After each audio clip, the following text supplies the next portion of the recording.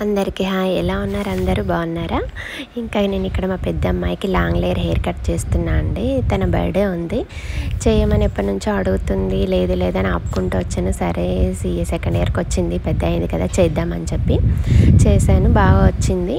మీకు కూడా చూపిస్తున్నా కానీ వీడియో క్లియర్గా రాలేదు. మీకు మళ్ళీ కావాలంటే నేను సపరేట్గా చేసి మీకు చూపిస్తాను.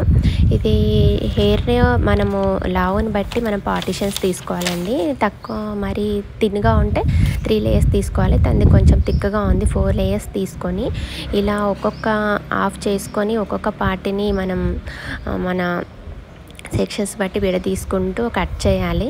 ఇది ప్రాక్టీస్ ఉంటేనే వస్తుంది. నేను 8 years ఇంట్లోనే రన్ చేసిన బ్యూటీ పార్లర్ని.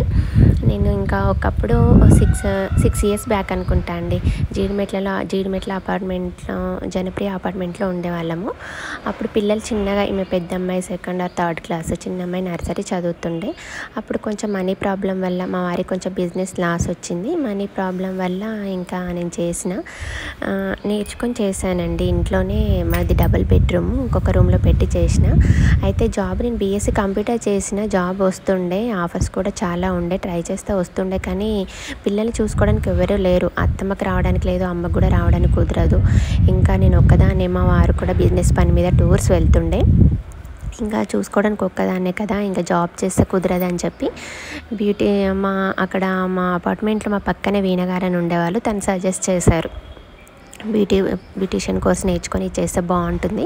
టైలర్ నేర్చుకుందాం అనుకున్నాను, టైలరింగ్. కానీ చాలామంది ఉన్నారు అపార్ట్మెంట్లో, ఇది మాత్రం లేదు. బయట ఒకటి ఉంది కానీ అంత పెద్దగా ఇంట్రెస్ట్ చూపించట్లేదు అపార్ట్మెంట్లో వాళ్ళు బయటికి వెళ్ళి చేయించుకోవడానికి. ఇంట్లోనే పెడితే నీకు యూజ్ ఉంటుంది, బాగా రన్ అవుతుంది అని చెప్పి తను ఐడియా ఇచ్చారు. ఇంకా ఓకే అని చెప్పి 4 monthsలో చింతలు వెళ్ళి నేర్చుకొని ఇంకా మా లైన్లో వాళ్ళ మీద ప్రాక్టీస్ చేసే వాళ్ళు చాలా కోఆపరేట్ చేశారు. ఇంకా చేసేసి ప్రాక్టీస్ చేసుకొని ఇంట్లోనే డబుల్ బెడ్రూమ్ ఉండే, ఇంకొక బెడ్రూమ్లో పెట్టిన. చాలా బాగా రన్ అయింది. చాలామంది అపార్ట్మెంట్లో వాళ్ళ ఏజ్ వాళ్ళు కానీ ఎవరైనా కానీ ఇంకా బయటికి వెళ్ళడానికి సిగ్గుపడే వాళ్ళందరూ ఇంకా నా దగ్గరికి, ఇంట్లోనే కదా, ఇంట్లో పెట్టాను కదా, అలా వచ్చేవారు. 8 years బాగా రన్ చేసిన, బాగా రన్ అయింది. కానీ ఇంకా టైంకి తినకపోవడం వల్ల, ఇంకా పిల్లల్ని చూసుకోవాలి, ఒకటి ఇది చేయాలి, ఇంట్లో ఎవరు లేరు, ఒకదాన్నే కదా, సపోర్ట్ ఎవరు లేరు. దానివల్ల టైంకి తినకపోయేదాన్ని. ఇంకా టైంకి తినకపోవడం వల్ల హెల్త్ ప్రాబ్లం వచ్చింది, డైజెషన్ ప్రాబ్లం అండి. టైంకి తినకపోవడం వల్ల పెద్ద పేగుకి డైజెషన్ ప్రాబ్లం వచ్చిందని డాక్టర్ చెప్పారు. 3 months మొత్తం బెడ్ మీదనే ఉన్నా నేను. అప్పుడు అక్క, అమ్మ, మా వారు చూసుకున్నారు. 1 year కోర్స్ వాడాల్సి వచ్చింది. 1 year కోర్స్ వాడాక ఇంకా నార్మల్ అయినా. అప్పుడు ఇంకా పార్లర్ ఇది మానేసిన అండి.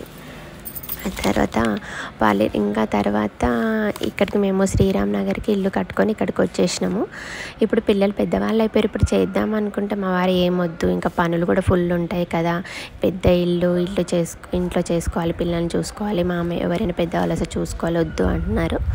ఓకే అండి, ఉంటాను మరి, బాయ్.